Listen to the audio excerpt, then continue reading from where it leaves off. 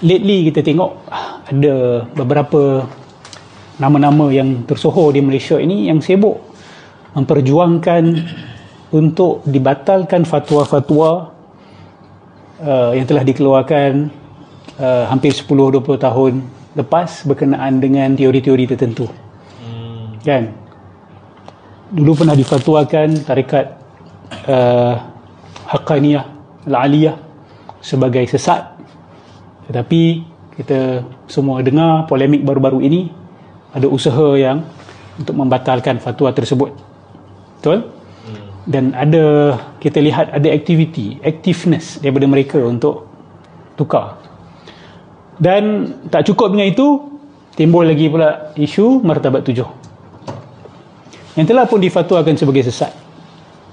Tetapi baru-baru ini diadakan seminar mempertahankan teori martabat 7 ini. Bahkan dikatakan bahawa benda ni diperlukan oleh Nusantara, dia ada manfaat dia. So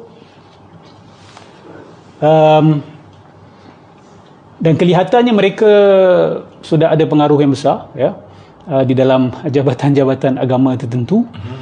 Dan kita tidak terkejut kalau this U-turn ni berlaku. Tapi apa tanggungjawab kita kepada masyarakat adalah kita present the other side of the story. Ya, mereka dah present dia story, kita present the other side of the story. Dan kalau diperlukan, adakan muzakarah secara terbuka. Jangan semua nak main tutup-tutup. Okey? Tak ada isu tutup-tutup lah dalam berkenaan dengan bab akidah ni. Bagi kami ini adalah isu akidah. Dan dulu juga bagi panel fatwa JAKIM juga, mereka menganggap benda ni sebagai isu akidah. Macam mana isu akidah ni nak dibahaskan secara tutup-tutup? Kalau masyarakat awam nak tahu, biarkan mereka dengar hujahan daripada dua belah pihak. Sebab yang masuk tarekat, dia kadang-kadang dengar isu martabat 7 ni. Dan martabat 7 ni, dia ada dia punya sistem kerohanian dia untuk awak capai tujuan tertentu. Dia tujuan martabat tu untuk awak naik satu persatu untuk sampai kepada yang terakhir sekali. That means it is kita kata blueprint perjalanan kerohanian sebahagian tarekat. Okey.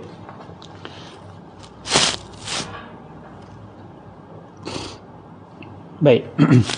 Allahumma salli ala Muhammad wa ala ali Muhammad. Apa cerita martabat 7 ni sebenarnya? What is the story behind this? And apakah keperluan? Saya tahu awak nak jadi defender sidang kalam melalui komen, tapi preferable preferable. I understand there's a need to engage with those online. Tapi tak apalah, kita ada insya-Allah yang ada di rumah untuk bantu bab tu. Okey.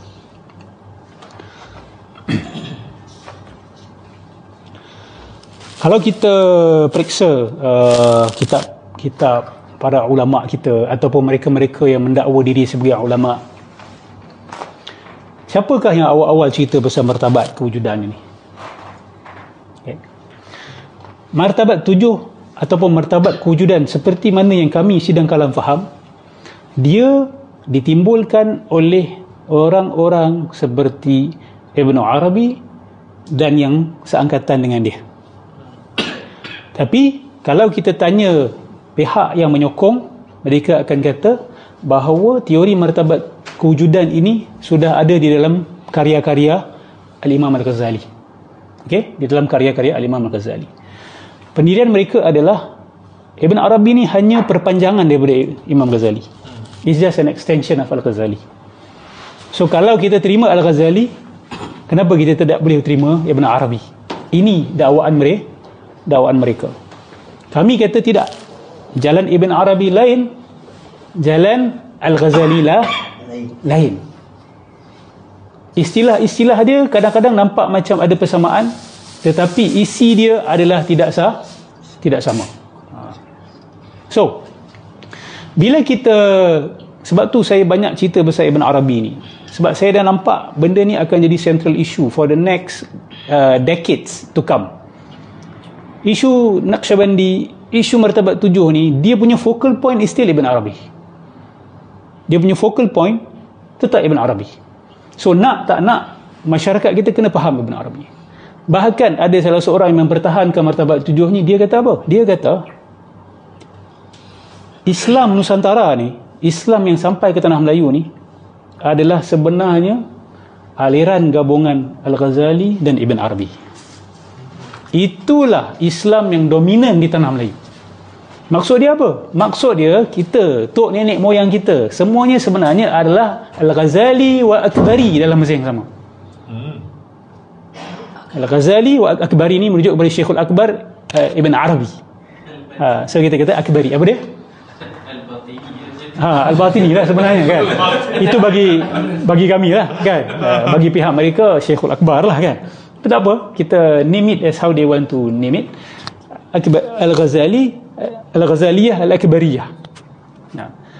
Itu kenyataan besar tak berkenaan dengan orang Melayu? Kami keagamaan awak, keislaman awak, dia punya colour is the colour of Al-Ghazali wa Ibn Arabi. Tapi itu statement paling make sense sekali. Statement paling? Make sense sekali untuk agama di Malaysia. I agree with that sebenarnya. Kalau kita lihat buku-buku yang masuk tanah Melayu awal-awal, buku-buku yang kita kata hot ataupun yang memang disukai oleh orang Melayu, adalah memang kita lihat dia menuju ke arah situ. Dia menuju ke arah situ. Dan kritikan kepada aliran-aliran ini baru sebenarnya. Macam Sidang Kalam, dan sebelum Sidang Kalam orang-orang seperti Profesor Abdul Fattah Harun kan, kita kata maybe 100 years atau 200, dan kita boleh rujuk kepada Nuruddin Ar-Raniri juga. Tapi ada yang kata Ar-Raniri itu bila dia kutuk Hamzah, bila dia kritik Hamzah Fansuri, sebenarnya teori dia lebih kurang sama saja. So they are from the same madrasah, cuma dari istilah dia berbeza sedikit, maka seolah-olah macam mereka saling mengkritik satu sama lain, tapi hakikatnya pengisian dia adalah sama. So apa pandangan orang Melayu bila saya kata keislaman awak adalah aliran Al-Ghazali wa Akbari yang digabung sama? Penting ke tak kenyataan itu? So penting ke nak kena faham Ibn Arabi ni? Ke tak payah? Kalaulah keislaman awak itu ada Akbari taste atau Akbari color, you must understand siapa dia ni. Kalau dia betul-betul wali, Alhamdulillah. Kalau dia kuali, habis. Innalillah. Innalillah. That means kita dalam bahaya. Kita nak kena check balik, reconsider balik. Tapi bila saya kata macam ni, bukan saya nak kata kalau gitu salahlah semua, beratus tahun ni ulama kita semua sesat, masuk neraka. Tak, bukan itu. Sebab kita masih rasional kan. Man ijtahada fa asaba falahu ajran. Siapa yang berijtihad, bersungguh-sungguh mencari kebenaran, dan dia benar, dia dapat 2 pahala. Man ijtahada fa akhta falahu ajrun wahid. Betul tak? Siapa yang berijtihad nak cari kebenaran, dia silap, dia sungguh-sungguh, dia ikhlas, dia silap, dia dapat 1 pahala. So saya berpegang pada pendirian itu. Kalaupun salah, rahmat Allah Subhanahu Wa Taala itu lebih luas. Kecuali niat mereka memang tak suka pada Islam, dan cuba kita fikirkan cara untuk kita merosakkan Islam daripada dalam. That's a different story. Okay, itu adalah cerita yang lain.